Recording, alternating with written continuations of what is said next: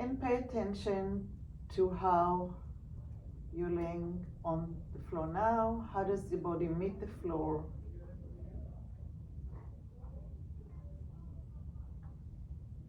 And start dragging your left leg like a frog up until you find the opening in the hip joint. Allow the knee to turn, the leg to turn until the knee meets the ceiling and the leg is vertical, the foot is flat on the floor. And now it's like you're entering a party and you see somebody across the room and you nod with your eyes, but you're doing it with your foot, you're kind of connecting with the floor. Your foot finds the floor.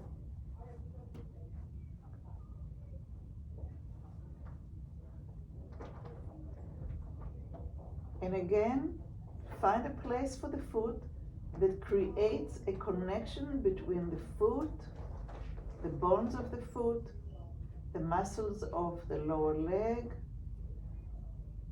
the muscle of your knee, the bone of your, sorry, not muscle, the bone of your thigh, and maybe all the way into the hip. But take your time. You're trying to figure out the connection rather than to create an exercise and say, oh yeah, I can do that. You're trying to figure out how you're doing it, and is there an easier way? Is there a more efficient way?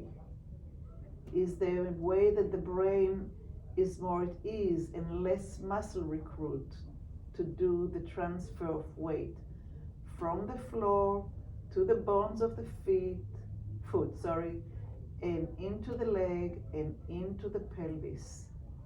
And when it gets into the pelvis, is the pelvis rolling towards the top of it? What does it do? How is your pelvis response to the connection of the foot into the floor? Is it lifting? Is it rolling and then lifting? And what happens if you moved your direction of your toes? How would that affect the quality of the transfer? Or if you moved closer to the midline or away from the midline of the body that we looked at in the scanning that we did earlier. So play with that.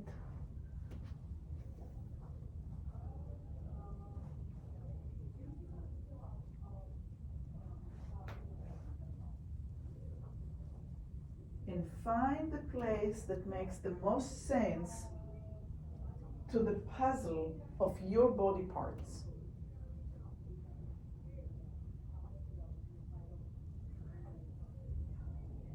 Now we have an habitual way, the way that we use to do, or the go-to that we use, that we do things, but that's not always work for us if we have pain. Or if we get injured again and again and again in the same place. So that's a good time to lay there on the floor and find out what it is that we're doing, and is there a different configuration that might be working better for us. And let go the left leg, slide it down.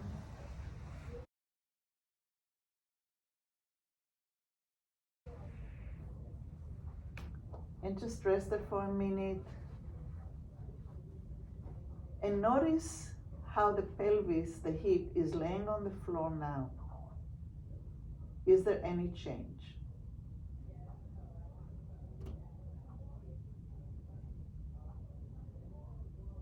Or not?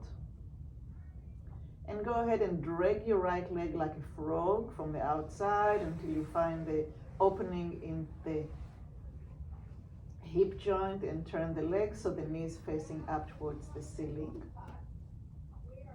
And take your right hand and put it in front of your chest, and take your left hand and put it on your wrist, above the wrist, and start pulling gently your right hand away from the right side, allowing the shoulder to come off the floor and the ribs roll towards the left, and bring it back into the center. And pull towards the left and bring back to the center. And the pulling again is like not an exercise, it's just to allow the shoulder to come off and roll, and see how many ribs are coming off, how easy it is. Is there a place where you stop breathing and start going into the space between the ribs? And as you keep on exploring and trying to make it gentler and gentler, and less force in the shoulder blade, but more rolling of the ribs, maybe turn your palms upwards and see how that affects the rolling of the ribs towards the center of the body, which means the left ribs are rolling on the ground. So keep on working on your awareness of paying attention to the ribs on the right side rolling to the left, to the ribs on the left being ironed and rolling on the ground.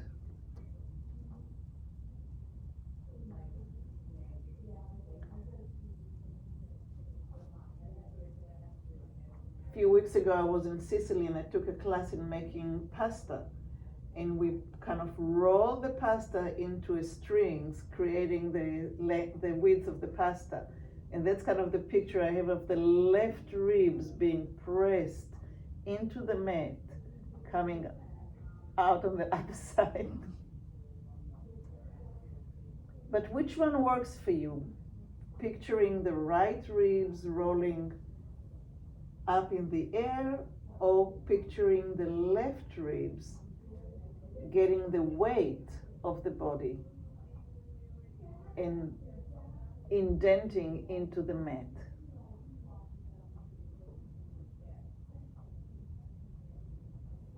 How far you go is irrelevant, but pay attention to where are you stopped and what is it that stops you, and then turn maybe the palm down and see how that affects. Does it make the movement more available or less? For me, it's restricting the movement. Even though I can do it, but there is more effort.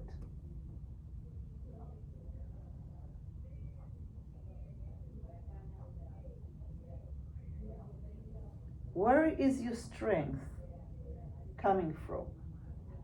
Let's try to move from the elbow.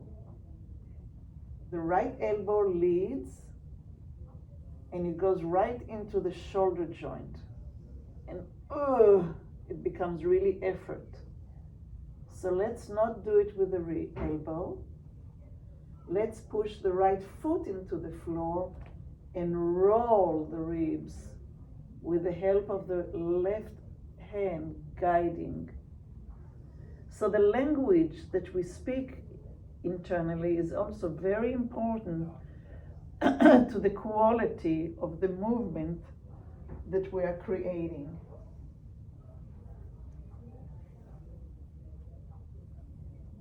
Which language works for you? You create your own poetry.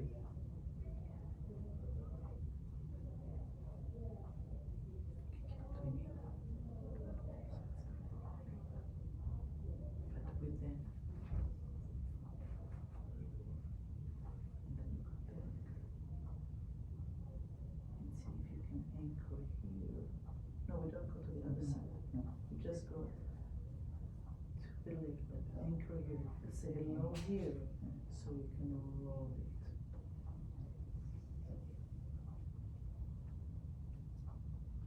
And rest in the center and lower your arms and lower the leg.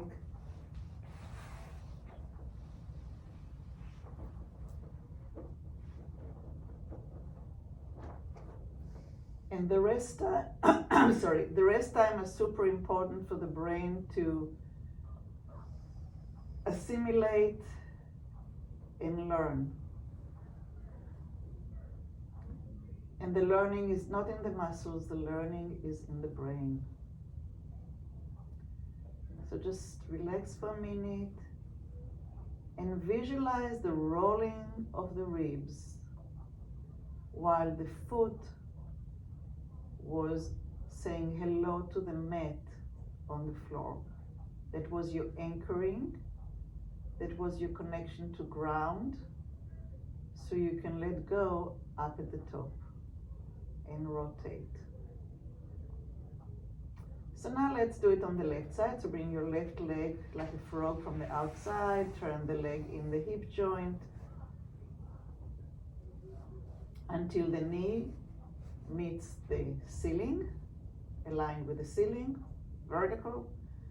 Bring your left hand up above you, hold above the wrist with your right hand, and start guiding the left hand over to the right. Notice now how easy it is or not.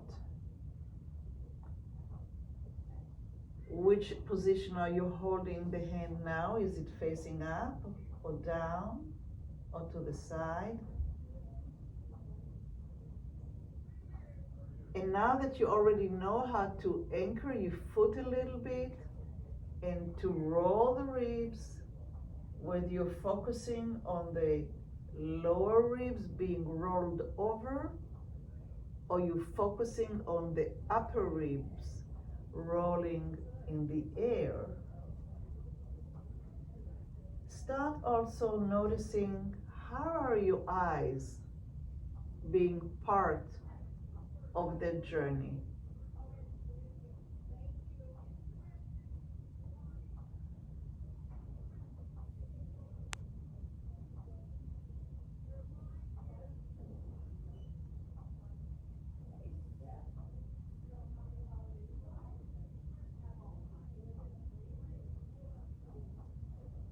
What are your eyes doing, or what are they not doing?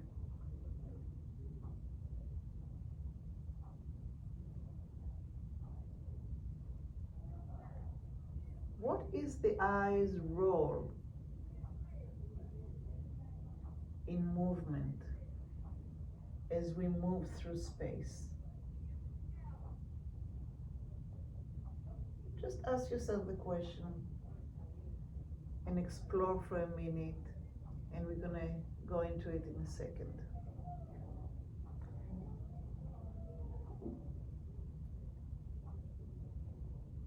And shift the awareness again to how much you're anchoring with the leg, with the foot into the floor, how much you allow your pelvis to lift to get the ribs rolling. Who is the prime mover? Are you moving the shoulder blade first? Are you moving the ribs first? Are you moving the foot into the floor first? Are you lifting your pelvis first? What is the easiest way for you to do that? And go ahead and rest everything and lower the left leg into the ground.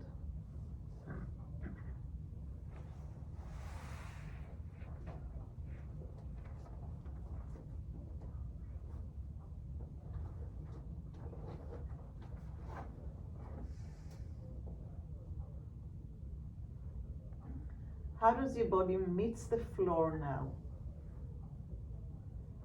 Go back to the midline, the pretend midline from the nose down, and see if you can have your eyes looking from the top of the ceiling down.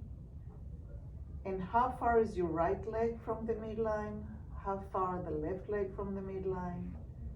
How far is your right arm from the midline? And how far is your left arm from the midline?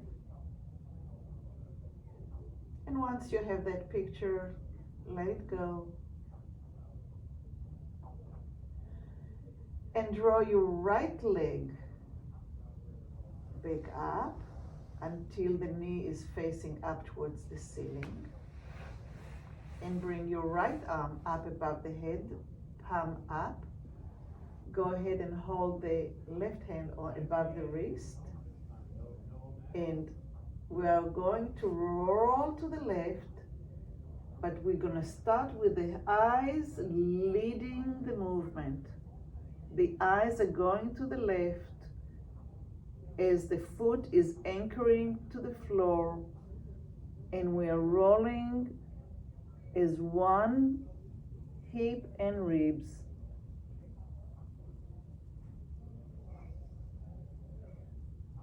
And then we slowly bringing the ribs and the hip back into the floor, gluing it back into the ground, trying to make no air bubbles.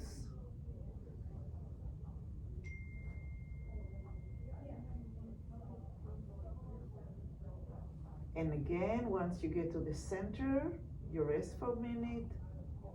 And then again, the eyes are leading as the foot is finding the floor, making contact with the floor, and your whole right side is turning to the side, the knees staying up towards the ceiling, but you're coming to the left side until you're laying completely on your left side with soft ribs, soft pelvis.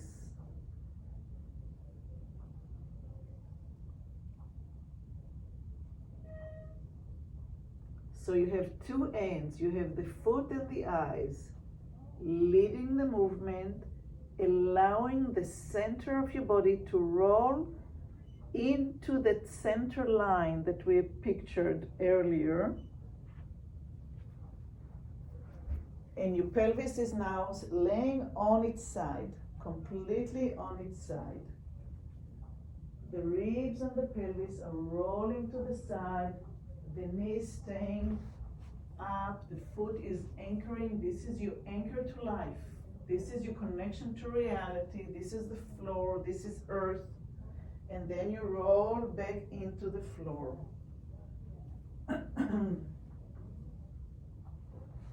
Finding the flatness of the back, the width of your back, the two sides, the width of your pelvis, the width of your shoulders.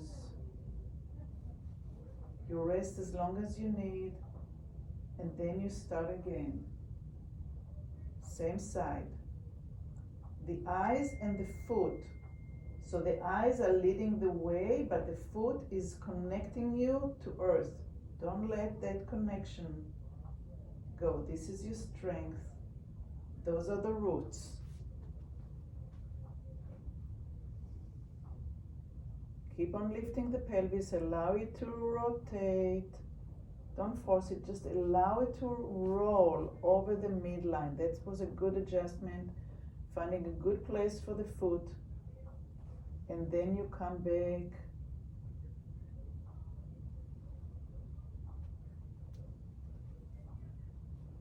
Wonderful. What's your name? Carmen? Carmen. So this bone, the ilium, is aligned with the knee. So that was a really good adjustment that you made. Thank you.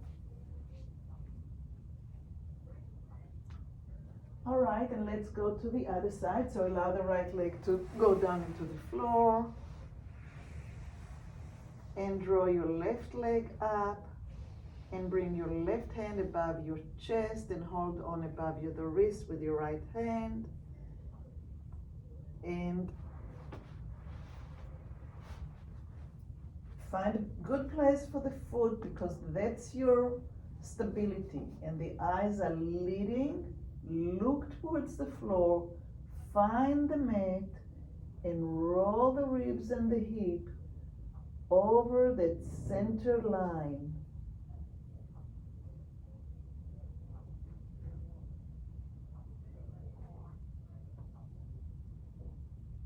Go as little or as far as you want to, but keep the quality.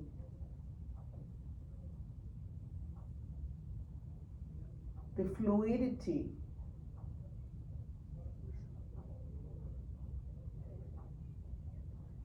See if you can see the ribs as something that's movable, that's breathing, that has space between.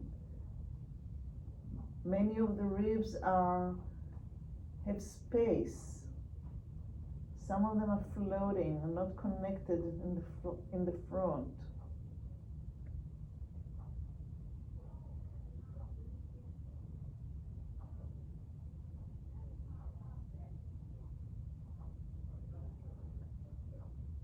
Can your eyes lead the movement and the foot anchor you to here and now, while the rest of the body is liquidly rolling around itself?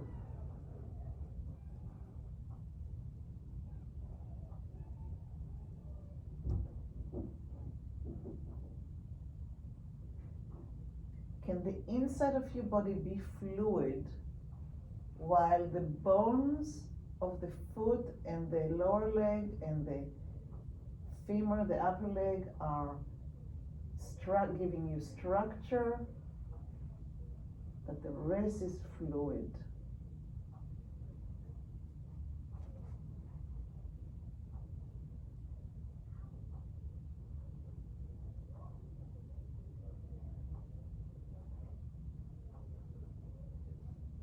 And come back to the center and let go. Lower the leg.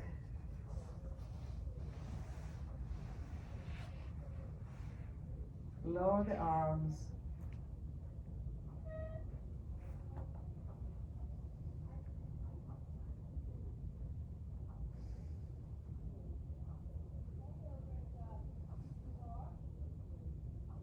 Roll to the side and come up to a sitting position.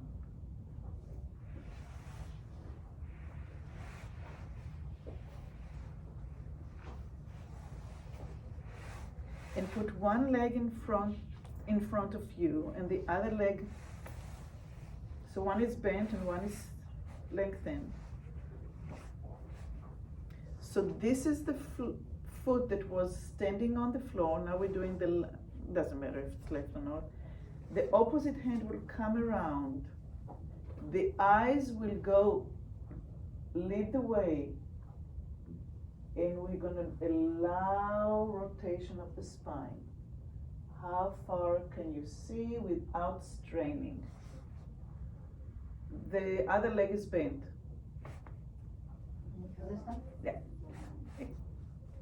And so you're pushing with the standing leg until the hip starts coming off the floor and the spine can start turning, looking back, and come back. So what I'm looking for is the same thing that we did laying down. That foot pushes into the floor, transferring the weight until this hip comes up, and now I can turn. Go ahead and let this leg now go down so you can go a little bit further. And then bring the knee up, bring the pelvis back down, and again, press the foot into the floor until this hip is coming off the floor. I'm doing left, you translate it to your body side. Allow the leg to fall down to the ground as you're turning, and you're turning your eyes.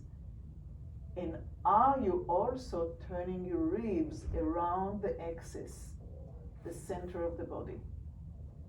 Can you feel the ribs moving? And come back. And let's do the other side because I'm running out of time for today. Find the anchoring, reality, ground. Sorry, Charlie Horse. Finding the connection to the floor, lifting the pelvis, rotating, allowing the ribs to rotate, allowing the leg to go down, and allow the ribs to rotate around the center of the body so you can see behind you. And then find a way to come back, unrolling the ribs, finding the pelvis into the floor, and again, pressing the leg into the floor. Press it, kind of really be there for yourself until the pelvis can go hiking. Rotate the ribs so you can, and look behind you, and the leg would want to come down. And then go back, eyes goes back, ribs go back, pelvis goes back. And again, press, connect until the hip goes hiking, and rotate the ribs, and the eyes go all the way behind you. And come back, eyes, ribs, leg, hip, and now let's get up.